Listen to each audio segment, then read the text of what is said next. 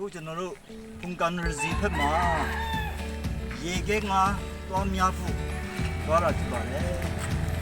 ဟိုမှာခက်သွားပြီးတော့များရမှာဖြစ်ပါတယ်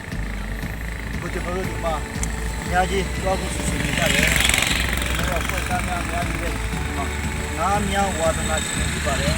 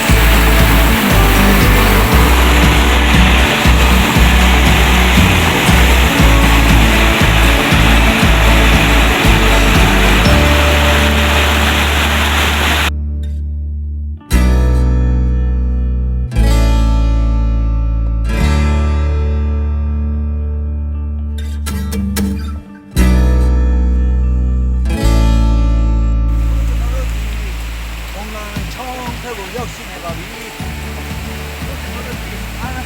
ချနေပါလေစခန်းချပြီးတဲ့နောက်မှာကျတော့ကျွန်တော်နားများမှာဖြစ်ပါတယ်နားများကိုအစစ်တက်ပြီးနေတာ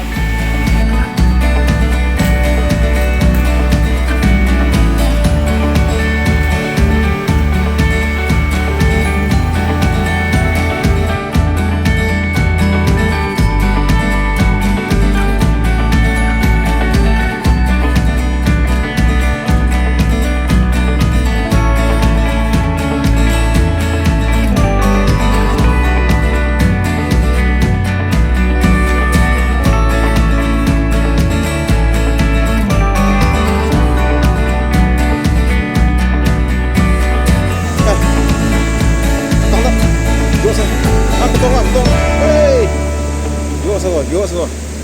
ah, nyam sa.